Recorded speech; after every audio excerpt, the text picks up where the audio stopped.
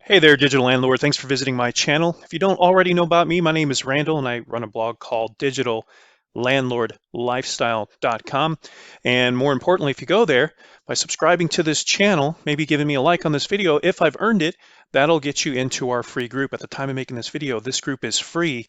And what I teach basically is rank and rent. That is to build a website, rank it, and of course, put a tenant in there that'll rent it from you and repeat that process over and over.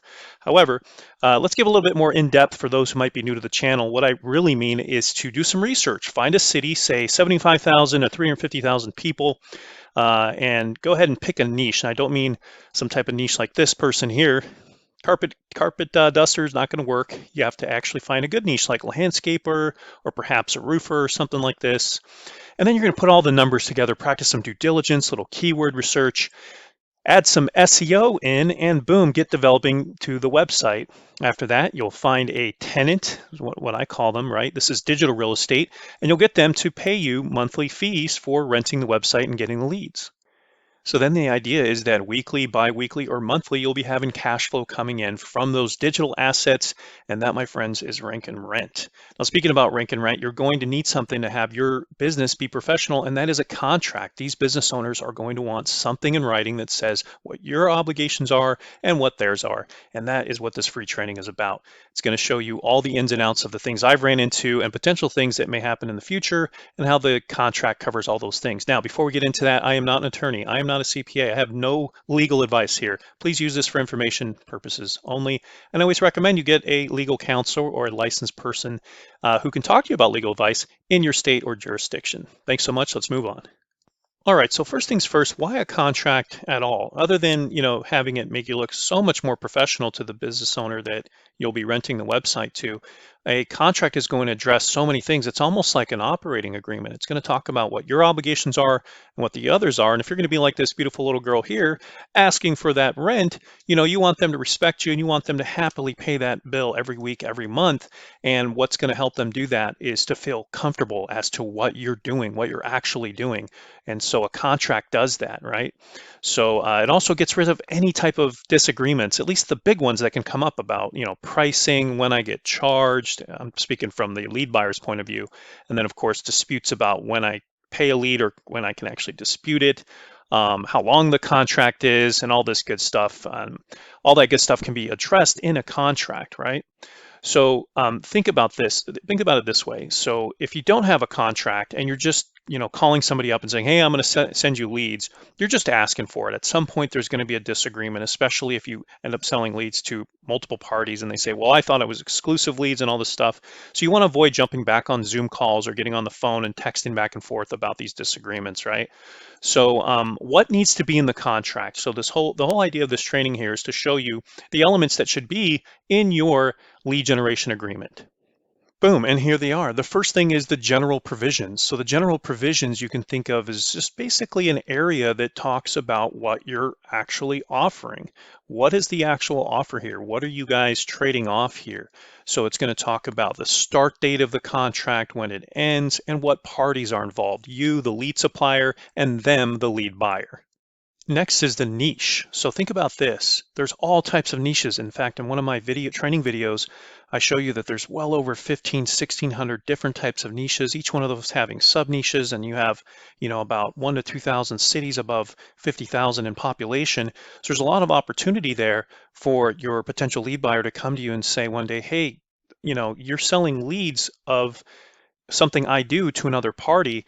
I disagree with that. I told you I also did flooring or I also did drywall. Those leads should have been mine. So the contract allows you to just name the niche. Now, it seems pretty simple, right? But you'll be surprised.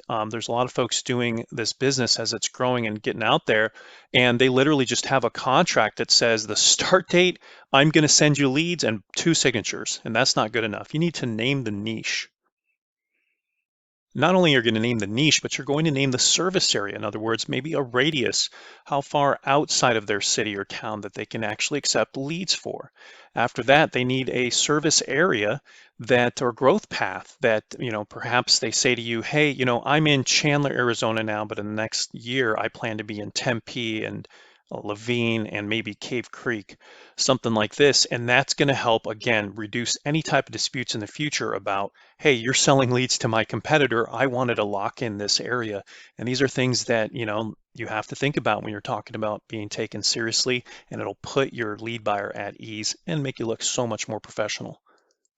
All right, next we have lead exclusivity. So this is a situation where you're just promising them that they are going to be the only party that you're selling the leads to. What does that do? That allows you to charge more per lead because, after all, you're not reselling it to several other parties, and the value of that lead is much, much better. They'll have a higher potential close rate.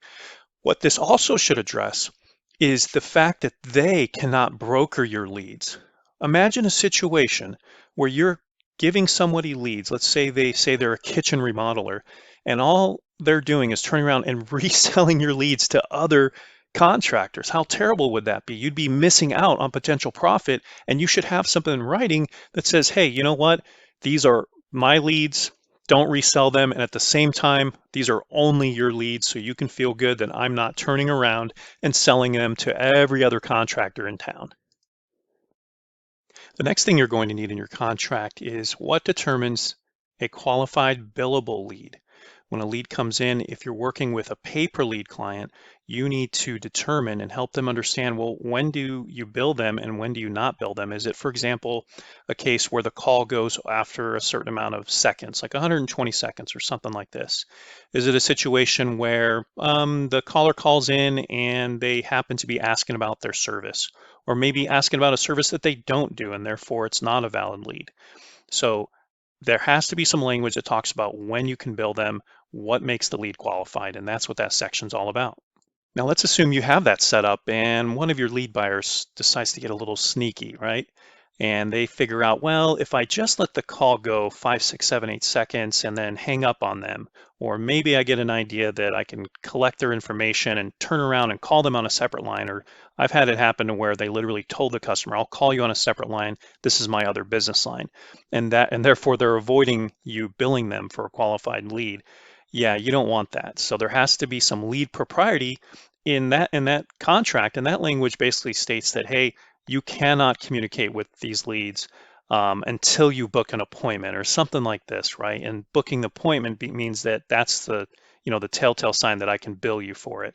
Lead propriety is huge, and it has to be in the contract.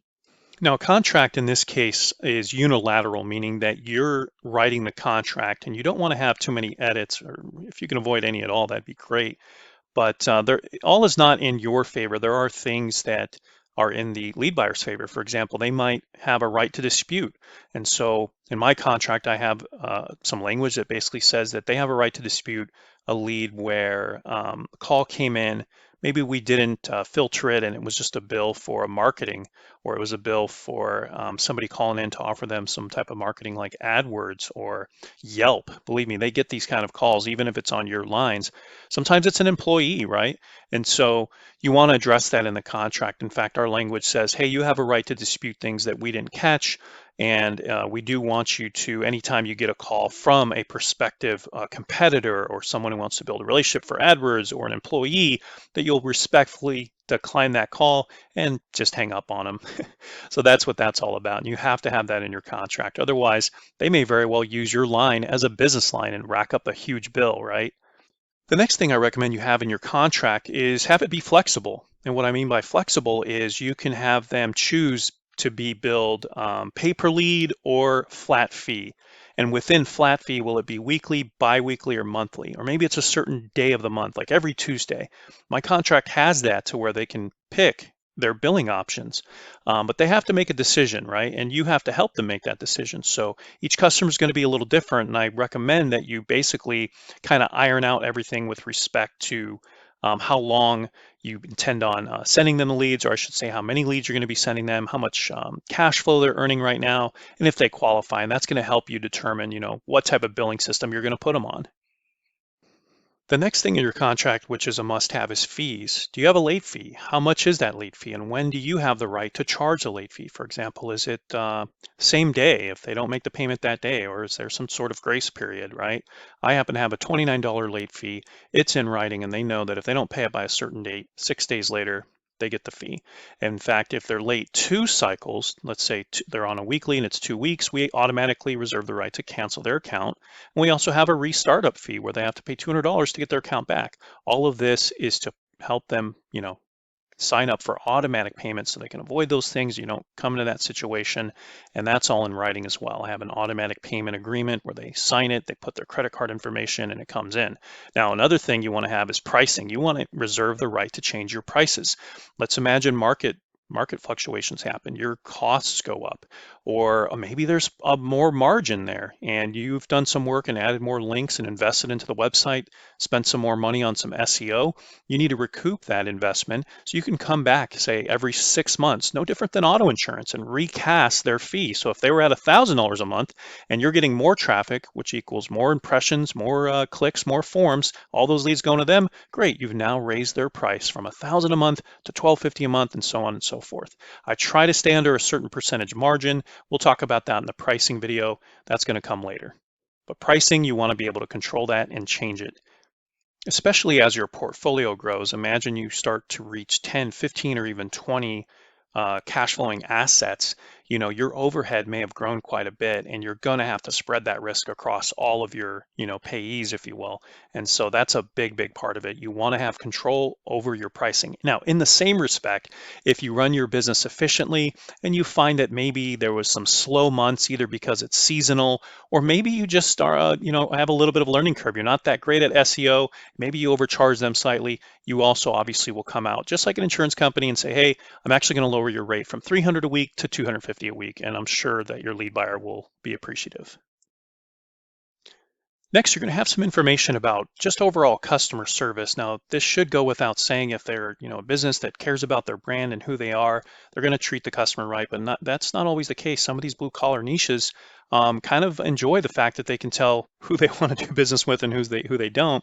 And so you don't want a part of that. You don't want any situation where they're calling back the number and they're fighting over the phone, and you can hear, you didn't show up on this time, and you know what, I didn't want to do business with you anyway. So there is some language in the contract that says, hey, overall, you need to treat your customer with respect. We have a high integrity. We expect you to as well. Another thing is branding, and this is huge. Let's imagine that you chose Carpet Cleaning Cincinnati, and when they answer the phone, they say the name of the business. I'm talking about your lead buyer, and they say, their real business name, like John's Carpet Cleaning. So we have an area called branding where we can name the keyword, name sort of almost like a DBA, and we say, hey, you have every right to go ahead and use that logo, that branding, and you can answer the phone. Otherwise, it throws the customer off and they go, who did I call? What's going on here? And it just, could really kill the deal. Next thing is the ability to say, hey, we're two separate entities. So you're not a 1099 contractor of mine, Mr. Lead Buyer. We're not associated with you. The contract is a clear relationship, which is that we are a lead supplier and you're a lead buyer. We are not in any type of partnership. We want our independence, right? So another thing in the contract is we don't represent them. So we can't enter into other contracts with them once our contract is signed. For example, insurance companies, and take leads and say that we are John's Carpet Cleaning. We're not. We're a separate entity. So no entering into contracts for third parties. That's a big part of it. So they can't speak on our behalf. We can't speak on their behalf. Don't do it. The next thing is, from time to time, they may get calls from people going to your asset, your website, calling them and saying, hey, do you have a job? Which is eating up your minutes. Those minutes cost you money if you're using a phone service that you purchased to forward them the calls. And now you're going to have to listen to these calls where it's just somebody looking for a job. So there's some writing in there that basically tells them to hang up kindly, right? Tell them, hey, I'm not interested. Have a good day, just like this guy. All right, next, taxes. There's a short area that talks about taxes. Pretty straightforward. It just says, hey, you're responsible for your taxes and we're responsible for ours. Let's see what else we have in the contract. So arguably one of the most important parts, you reserve the right as the business owner, as the lead supplier, to be able to make changes to the contract whenever you'd like, and it'll talk about when those changes will become effective. And how much time needs to pass for you to notify them. Think of this no differently than all the social medias that you might have, and how ever so often they let you know about the privacy policy updating and things like this. This is very similar to that. But puts you in the power position because as your business grows, you notice a little area that can improve with respect to the contract and both parties' obligations. You can go back to your attorney and edit this contract and then send them a new contract to sign and what have you. So yeah, it's a huge part of the contract, and it's probably one of the more lengthy parts in the contract too.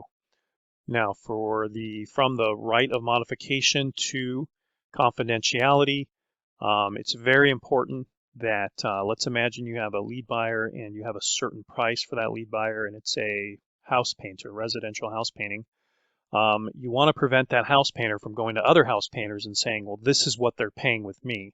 For any reason those two know each other, or maybe he or she brought you that referral, you don't want that pricing going back to them. Again, you want to avoid any type of situation where they're putting you to the fire and saying, well, you only charge this particular lead buyer $500 a week. Why is mine $550? You don't want anything like that. So confidential. I think the only opportunity for them to say anything about your relationship, in fact, is for a testimonial, in which case you have the right to promote that testimonial. Another example of this would be a lead buyer talking to your customers that you're sending to them.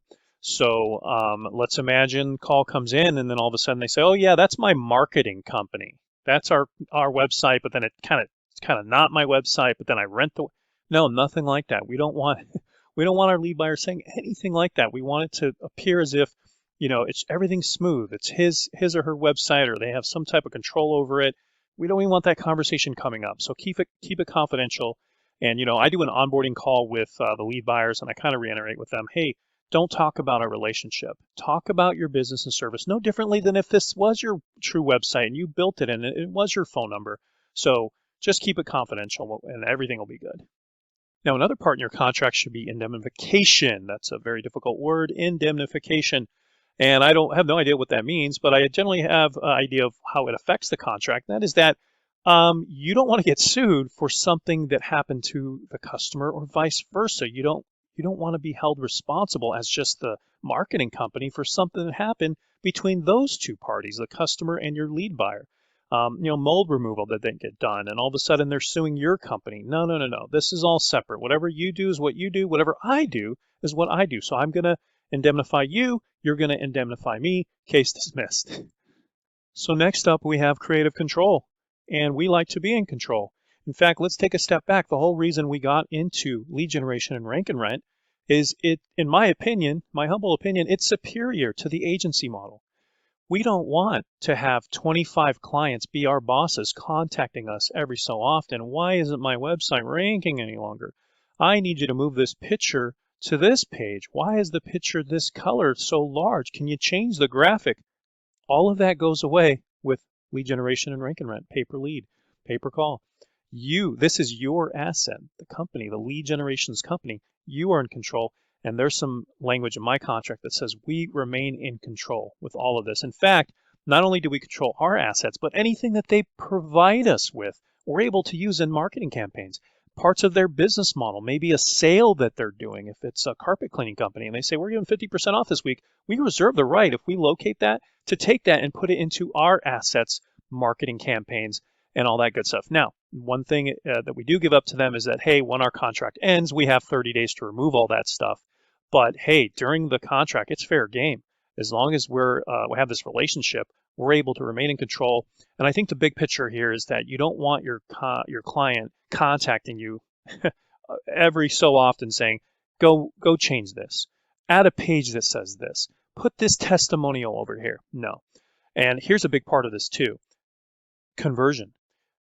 Especially like the sites that I have a template that's time tested, that converts at 23% right now. Imagine if I made changes to that page and all of a sudden that conversion sucks, it goes down to 16 or 10%.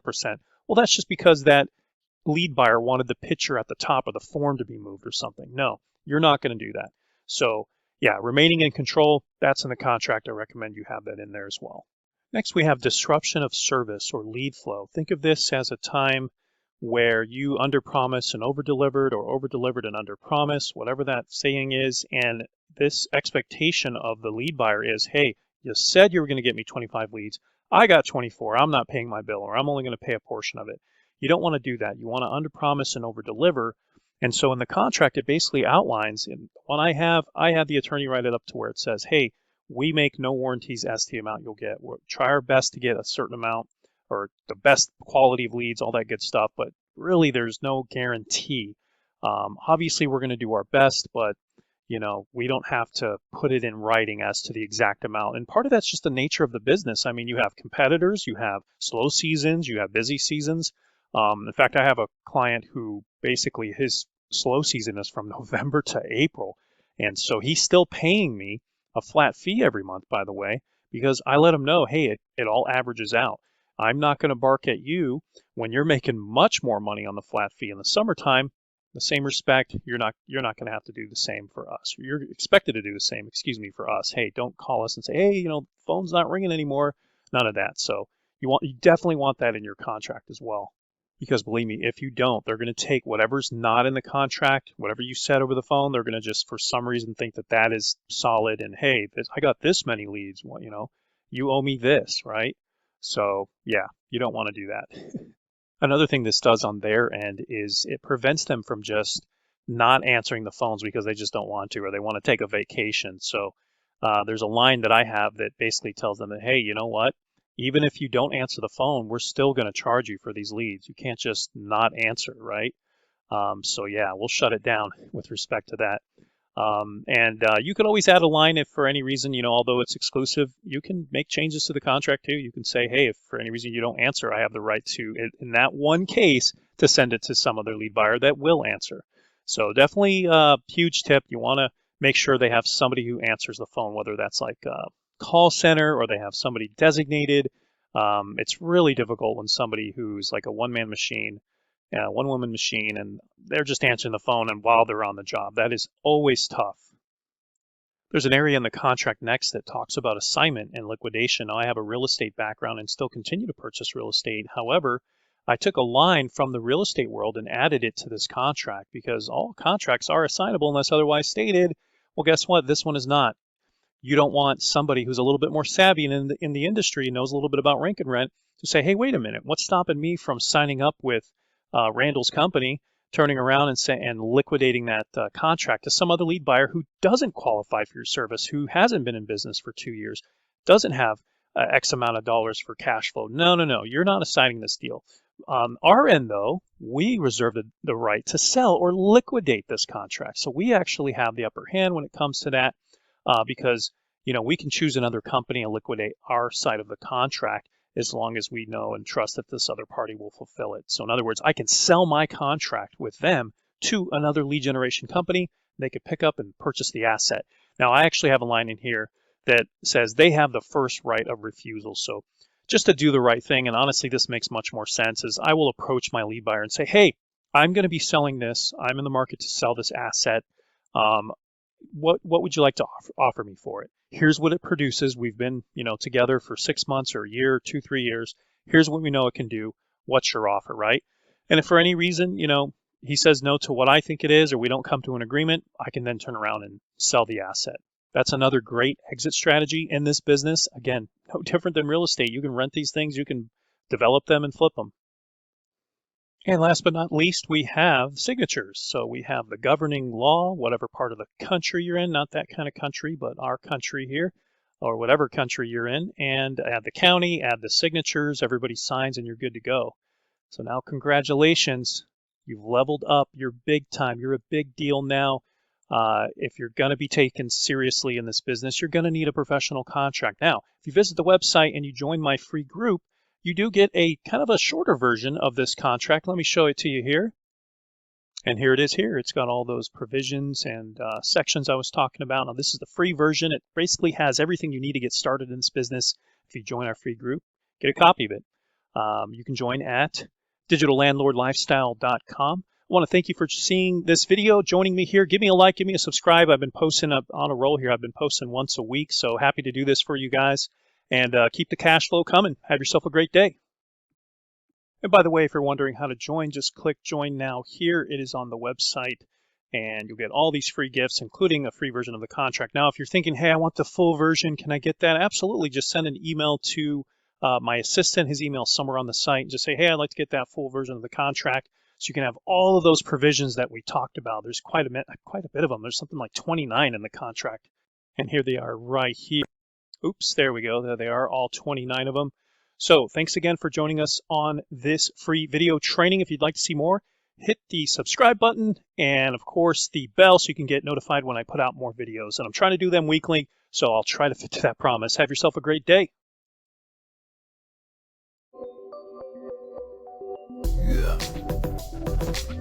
Yeah.